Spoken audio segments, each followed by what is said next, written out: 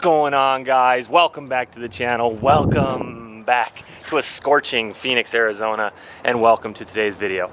Today we are going to be popping the VLSD out of the 350Z. We're going to put the welded diff back in. To my OG subscribers who have been watching since January, thank you so much. You know that we started out with an open diff on this car, base model, welded that. I didn't really care for it at the time, so we put a VLSD in. The VLSD sucks. It's basically an open diff. It could be because it's old, it could be because of the heat. Don't, get a VLSD and try it yourself, see what you think. But, for my mileage, I think the welded diff is the way to go. Plus, in a week and a half, there is a drift event happening about 35 miles south of me, and I'm gonna do it. I've been saying, since I got this car in January, I think, I've been saying that I wanted to learn how to drift, and this is gonna be my chance. So we gotta get that welded diff in, so let's do it. Oh, that wheel right there, that mismatched one, don't worry about that wheel right there.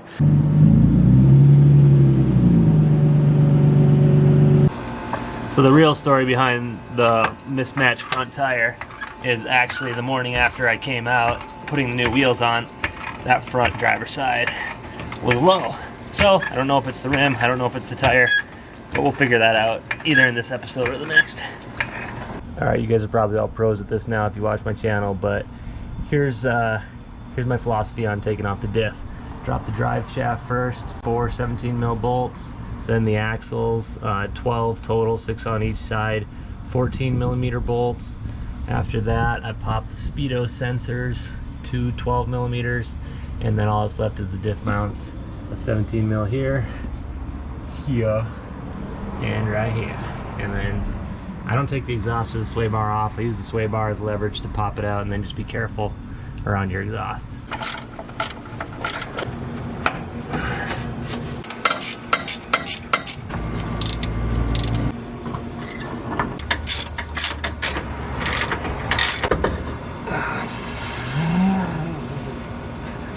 Okay, so the VLSD is out. If any of you are watching and are local to Phoenix and want a VLSD, let me know. If you're a subscriber, you can just have it. Okay, we got to top off the welded diff then. Valvoline 80W90, if any of you care.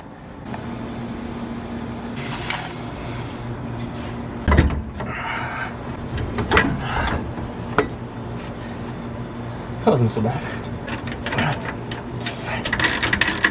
Just magic if all of a sudden it just started going in, which I think it did. Oh, it's magic. Harbor Freight. I'm not sure if you guys saw this earlier, but my rear diff bushing is totally shot. You can see it's cracked and stuff. Getting that out is actually kind of a pain. So what I did, and I kind of teased it in the intro, was I picked up the Bell Raceworks diff brace. So it just mounts right over here to the diff and to the subframe, I think. And I think it's sweet because, I mean, theoretically you could jack on it, I believe. For sure it's a tow point. And then I don't know why you'd spend money on a solid bushing here when you can just buy this for like 110, 120 bucks, and it basically does the same thing. It makes this a solid mount. I mean, I suppose you could go spend another 100 bucks on a solid bushing and for here too, and I might do that, but when I don't have a lift, I'm not gonna tackle that. So we're just gonna throw that on while we're at it here. And it's just, you remove the 2 14mm here. They give you new bolts to put into the diff, and then they give you a bolt to throw in right here as well.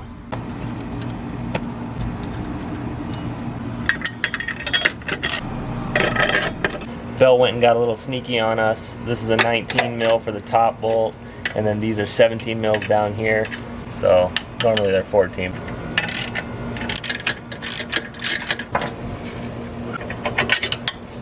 Boom.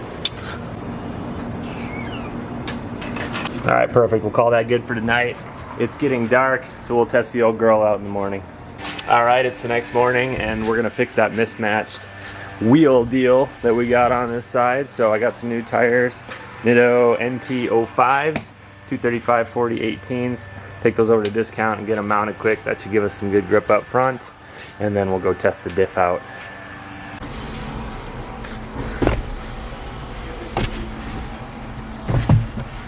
Okay, the new tires are on. I did remove the bump stops, the factory bump stops on both sides. Theoretically, that gives you more angle. I didn't show it because there's a million videos out there on it, but take it out for its test drive with the old welded diff back on.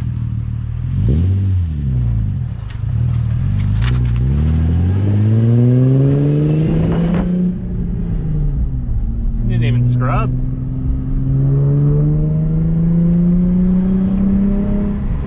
One thing I noticed right away is the first time I had the welded diff on, I had old tires, and the scrubbing and the jerking when you turn hard, you know, you do a hard left or a hard right turn, you can really notice it. With new tires, it's still noticeable, but it's barely noticeable. So put a welded diff on and you hate it, try put new tires on and see if that helps.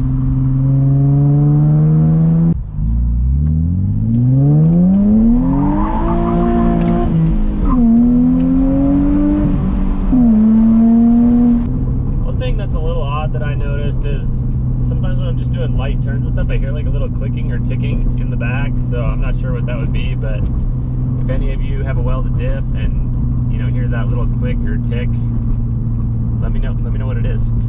We'll let her have it getting on the on-ramp here.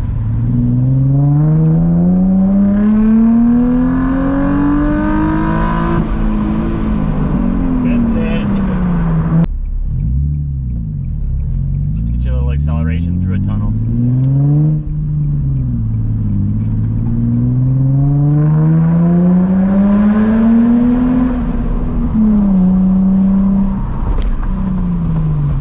Just a quick disclaimer, I totally suck at donuts, so you know, don't make fun of me here, but gotta test that diff out.